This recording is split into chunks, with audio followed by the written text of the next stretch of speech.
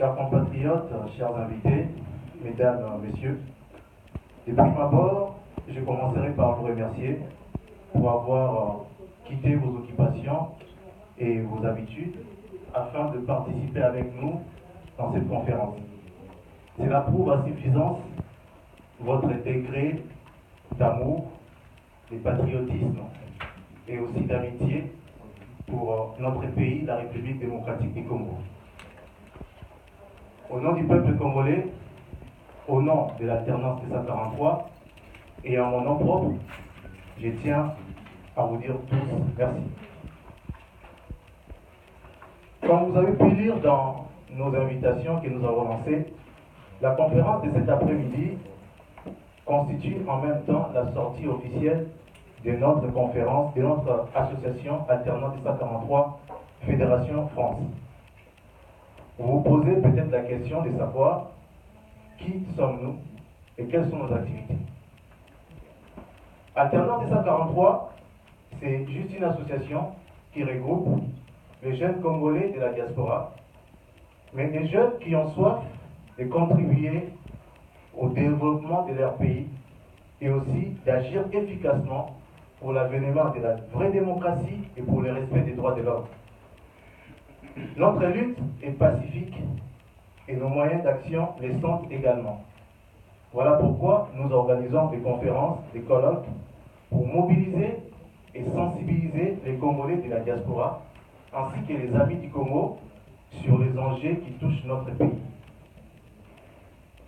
Du côté organisation, par souci d'efficacité, notre association a voulu être partout où se trouvent les Congolais dans la diaspora. Aujourd'hui, nous avons des fédérations, par exemple, en Belgique, aux États-Unis, dont nous saluons aussi nos représentants, notamment pour la Belgique, M. Janou Kabouya, pour les États-Unis, Maître Dimitri Kabengele, et pour l'Afrique du Sud, Maître Didier Mbaye.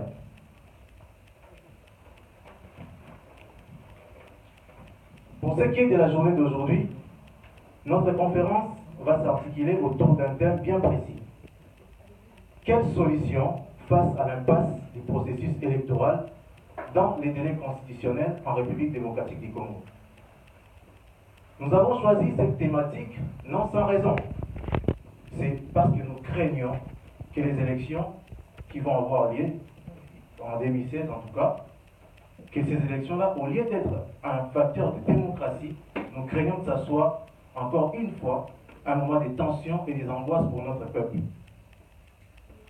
Depuis l'accord global et inclusif de Sun City, 2 fois déjà, notre peuple a été appelé aux urnes, notamment en 2006 et en 2011. Ces deux échéances se sont soldées par des crises post-électorales graves qui ont fait des milliers de victimes. Malheureusement, nous avons comme l'impression que la classe politique congolaise n'a pas tiré les leçons de ces 2 précédents honteux. Bien au contraire, en analysant aujourd'hui les comportements de certaines institutions ainsi que de certains acteurs politiques, que ce soit ceux de la majorité tout comme ceux de l'opposition, tout porte à croire qu'on s'achemine lentement mais sûrement vers d'autres crises politiques et institutionnelles qui pourraient encore déboucher à des situations de tension. À la base de ces éventuelles et potentielles crises, nous avons la contradiction autour de l'élection du président de la République. Cette contradiction tient du fait qu'il y a un décalage entre ce qui devrait être et ce qui s'est fait actuellement. Ce qui devrait être, c'est quoi? Ce qui devrait être, c'est ce qui est prévu dans la Constitution du 18 février 2006. Notre Constitution prévoit clairement, en son article 73, que le scrutin, je cite, j'ai lu, pour l'élection du président de la République doit être convoqué 90 jours avant l'expiration du mandat du président en exercice. De ce fait, élu depuis le 16 décembre 2011 pour son 2e et dernier mandat, le président Kabila ne doit plus se présenter pour les élections de 2016 et celles-ci doivent être organisées au plus tard le 16 septembre de cette année. Malheureusement, ce qui s'est fait concrètement dans les prévisions électorales est autre. Au niveau de la CNI, institution habilitée à organiser les élections en RDC, les programmations sont totalement en déphasage avec les textes constitutionnels. Intentionnellement ou non, pour faute des moyens avérés, supposés ou même inventés, la CENI accuse aujourd'hui un retard dans les processus électoraux et elle nous dit que les élections ne sont pas organisables cette année. La CENI justifie notamment son retard par le fait de vouloir réviser les fichiers électoraux, enrôler les nouveaux majeurs et les Congolais de la diaspora, même au prix des marchés sur la Constitution. Il y a maintenant une question qu'on doit se poser.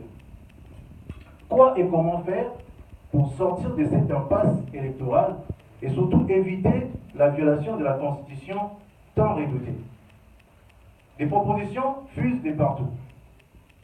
On entend parler du dialogue, des négociations politiques directes, et même il y en a même qui parlent de pression populaire.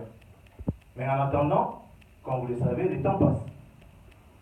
Et dans quelques mois, nous allons atteindre la date fatidique du 20 décembre 2016, qui doit être aussi celle de la fin du mandat du président en exercice aujourd'hui. Que se passerait-il à défaut d'organiser les élections? Que deviendrait juridiquement et politiquement le président de la République actuel après le 20 décembre 2016? Doit-il être remplacé par le président du Sénat comme le prévoit l'article 75 de la Constitution en cas de vacance des pouvoirs? Serions-nous devant un cas de vacance des pouvoirs pour empêchement définitif? Le président du Sénat, lui-même déjà en dépassement des mandats, serait-il légitime pour remplacer le président de la République empêché? Autant de questions pour lesquelles l'alternance 243, dans une logique avant-gardiste, a bien voulu vous inviter pour qu'ensemble, nous puissions réfléchir sur le sort de notre pays. Nous voulons que cette conférence soit vraiment une tribune qui va porter la voix de la diaspora et surtout la voix de la jeunesse, parce que notre association est constituée essentiellement des jeunes, par rapport à ces enjeux électoraux qui touchent notre pays. Nous reconnaissons que toutes les questions que nous avons posées ici ne sont pas que technico-juridiques. Elles sont aussi et surtout politiques. Voilà pourquoi, au-delà des techniciens ou de juristes comme Maître Tamba et Maître Maui, nous avons aussi invité des hommes politiques. Nous saluons ici, comme mon frère l'a dit, la présence de nos amis les amis de Moïse Katumbi. Il y a aussi des représentants de l'IDPS, et les CID qui sont là, qui vont tout à l'heure alimenter les débats par leur contribution. Je vous remercie de m'avoir écouté et j'en appelle à votre esprit de tolérance et de débat. Nous ne serons peut-être pas d'accord les uns avec les autres, en tout cas par rapport aux solutions qui vont être données, mais nous pouvons débattre dans le respect, avec élégance et surtout avec loyauté. C'est aussi la démocratie que nous voulons instaurer dans notre pays, la tolérance. Je déclare donc ouverte cette conférence et je vous remercie.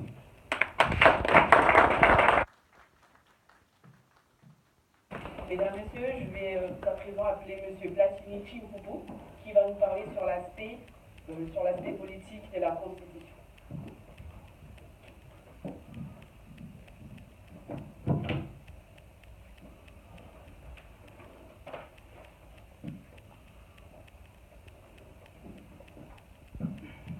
Merci. Chers compatriotes, chers invités, mesdames et messieurs, notre thématique de ce soir est sous forme d'une question. Quelle solution face à l'impasse du processus électoral dans le délai constitutionnel? Pour mieux répondre à cette question, nous avons estimé qu'il est intéressant de poser une autre question qui est celle de savoir pourquoi le processus électoral en est arrivé à être bloqué. Répondre à cette deuxième question nous amène directement à réfléchir sur le rôle de certains acteurs qui sont à la base du plan de la machine électorale. Nous devons parler des rôles car le but de cette conférence est non seulement de proposer des solutions, mais aussi de dégager des responsabilités négatives des uns et des autres face au processus électoral. Nous parlons essentiellement du comportement des deux acteurs principaux. Il s'agit de la CENI et du gouvernement. Commençons par la CENI. Le 12 février 2015, elle a publié un calendrier électoral global. Assorti de plusieurs contraintes, ceci était normal car tous les étaient accordés à son temps pour dire que ces calendriers étaient trop surchargés. Comment une commission d'un cycle électoral complet pouvait prétendre organiser toutes les échéances des locales à la présidence? C'était un pari impossible. Aujourd'hui, sauf être de mauvaise foi politique, la CENI doit privilégier les élections présidentielles dans les calendriers constitutionnels. Rappelons, c'était le cas en 2006 et en 2011 pour éviter la vacance du pouvoir. D'un autre côté, c'est une fraude argumentaire que de justifier le retard du processus par la révision du fichier électoral. Pour les élections de 2006, par exemple, les opérations d'identification et d'enregistrement des électeurs avaient commencé le 20 juin 2005 pour être clôturées le 14 décembre 2005. S'il a fallu 6 mois pour ces premiers scrutins congolais pluralistes, alors que la CENI n'avait pas encore toute la logistique quant à ces, pourquoi M. Cornel Nanga proposerait-il 17 mois juste pour intégrer les nouveaux majeurs et enrôler les Congolais? Rappelons aussi qu'en 2011, a eu droit à 5 mois pour la révision du fichier électoral. On voit ici que le blocage est prémédité et voulu pour favoriser les glissements, mettre la classe politique devant un fait accompli et les atteindre de souscrire au dialogue de la majorité au pouvoir dont le contour est flou. Parlons maintenant du gouvernement congolais. C'est à lui qui incombe la plus grande responsabilité par rapport au blocage du processus électoral. Point n'est pas besoin de rappeler encore que la plupart des contraintes relevées par le dernier calendrier électoral de la CENI du 12 février 2015 sont liées à son action. Nous citons notamment le financement des élections et l'initiative de certaines lois importantes pour au sujet des financements, le budget électoral de la CENI devrait être pluriannuel.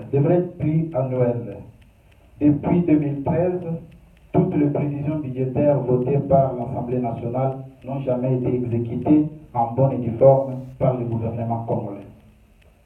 Nous avons ici par exemple en 2013, il y a eu 0 prévision et il va de soi que le gouvernement n'a rien décaissé du côté de la CENI. En 2014, nous avons le chiffre de 212 000